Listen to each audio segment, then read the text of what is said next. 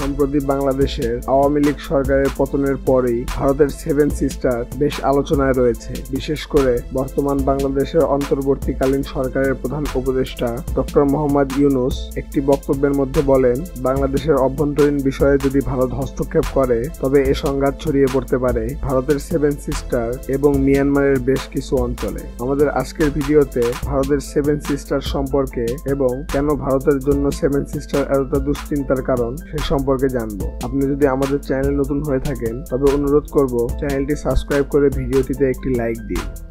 বাংলাদেশ প্রায় 3 দিক থেকে ভারত দ্বারা বেষ্টিত, আর বাংলাদেশের কারণেই ভারতের গুরুত্বপূর্ণ 7টি রাজ্য ভারতের মূল ভূখণ্ড থেকে অনেকটাই বিচ্ছিন্ন। এই 7 রাজ্যগুলো হলো মেঘালয়, ত্রিপুরা, আসাম, মিজোরাম, মণিপুর, নাগাল্যান্ড এবং অরুণাচল। আর এই 7 রাজ্যকে একত্রে সেভেন সিস্টার বলা হয়। 1972 সালের ত্রিপুরার বিখ্যাত একজন সাংবাদিক জ্যোতি প্রকাশ সাইকিয়া একটি রেডিও টক শোতে এই 7 রাজ্যকে একত্রে বোঝানোর জন্য প্রথমবারের মতো সেভেন সিস্টার শব্দটি ব্যবহার করেছিলেন এবং এই 7 রাজ্যের উপর তিনি একটি বইও লেখেন যার নাম ল্যান্ড অফ সেভেন সিস্টার। তারপর থেকেই মূলত এই 7টি রাজ্য সেভেন সিস্টার নামে বেশ পরিচিত। ভারতের উত্তর পূর্বে থাকা এই 7টি রাজ্য বরাবরই রহস্যে ঘেরা। ভারতের অন্যান্য রাজ্যগুলো সম্পর্কে আমরা যতটা জানি, বাংলাদেশের নিকটতম রাজ্য হওয়া সত্ত্বেও সেভেন সিস্টার সম্পর্কে আমরা তেমন খোঁজ খবর পাই না।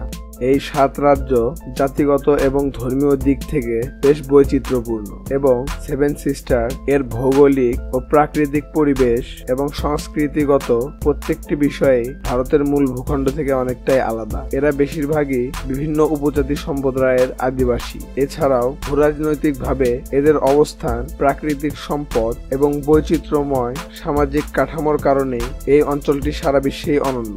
এই 7 রাজ্যের মধ্যে সবচেয়ে বড় হলো অরুণাচল প্রদেশ, যার আয়তন 83,743 বর্গ কিলোমিটার। অরুণাচলের রাজধানী হলো ইটানগর এবং এই অরুণাচলে প্রায় সব জায়গায় ছড়িয়ে ছিটিয়ে আছে মনোরম পাহাড়, উপত্যকা এবং লেক, যার ফলে অরুণাচলকে ভোরের সূর্যের দেশও বলা হয়ে থাকে। এবং এই সেভেন সিস্টারের দ্বিতীয় বৃহত্তম রাজ্যটি হলো আসাম, যার আয়তন 78,438 বর্গ কিলোমিটার। এর রাজধানী দিসপুর এবং সবচেয়ে বড় শহর হলো গুয়াহাটি। আসাম অসংখ্য সুন্দর পাহাড় এবং নদীনালায় ভরপুর এবং অসাধারণ সুন্দর এই আসামকে বলা হয় নীল পাহাড় এবং লাল নদীর দেশ। সেভেন সিস্টারের মধ্যে বাংলাদেশের সীমান্ত লাগোয়া একটি রাজ্য হলো মেঘালয়। এর আয়তন 22,429 বর্গ কিলোমিটার এবং এর রাজধানী শিলং। মেঘালয় একটি পাহাড়ি রাজ্য। গারো পাহাড়, খাসি পাহাড় এবং জয়ন্তী পাহাড়ের সমন্বয়ে গঠিত এই মেঘালয় রাজ্য। অসাধারণ সুন্দর এই রাজ্যটি সংস্কৃতি এবং ঐতিহ্যগতভাবে অনেকটাই সমৃদ্ধ। এছাড়াও পৃথিবীর সবচেয়ে বেশি বৃষ্টিপাত এই মেঘালয় রাজ্যেই হয়ে থাকে। সেভেন সিস্টারের আরেক রাজ্য মিজোরাম, যার আয়তন প্রায় 21,087 বর্গ কিলোমিটার। এর রাজধানী আইজল। এই মিজোরামকে নীল পাহাড়ের দেশও বলা হয় এবং এর 21% এলাকা জুড়েই রয়েছে ঘন পাহাড়ি বনজঙ্গল। সেভেন সিস্টারের রহস্যময় রাজ্য হিসেবে খ্যাত নাগাল্যান্ড। এর আয়তন 16,578 বর্গ কিলোমিটার এবং এর রাজধানী কোহিমা। এর সবচেয়ে বড় শহর ডিমাপুর। ভারতের ক্ষুদ্রতম রাজ্যের একটি এই নাগাল্যান্ড। এখানকার লোকজন সারা বছরই বিভিন্ন রকম উৎসবে মেতে থাকে বলে নাগাল্যান্ডকে উৎসবের দেশও বলা হয়। 1936 সালে আসাম থেকে নাগাল্যান্ডকে আলাদা করে ভারতের 16তম রাজ্য ঘোষণা করা হয়। ভারতের তৃতীয় ক্ষুদ্রতম রাজ্য হলো ত্রিপুরা। এর আয়তন 10,491 বর্গ কিলোমিটার। ত্রিপুরার রাজধানী আগরতলা। ত্রিপুরা ব্রিটিশ শাসনকালে ব্রিটিশ ভারতের অংশ ছিল না, বরং স্থানীয় রাজাদের দ্বারা শাসিত হতো। 1949 সালে ত্রিপুরা স্বাধীন ভারতের অংশ হয় এবং 1972 সালে ভারতের একটি পূর্ণাঙ্গ রাজ্যের মর্যাদা পায়। সেভেন সিস্টারের আরেক রাজ্য মণিপুর। এর রাজধানী ইম্ফল। এই রাজ্যের আয়তন 22,327 বর্গ কিলোমিটার। সাংস্কৃতিক দিক থেকে অত্যন্ত সমৃদ্ধ এই মণিপুর রাজ্য, ফলে মণিপুরকে ভারতের রত্নও বলা হয়। মণিপুর 1972 সালে ভারতের পূর্ণ রাজ্যের মর্যাদা পায়।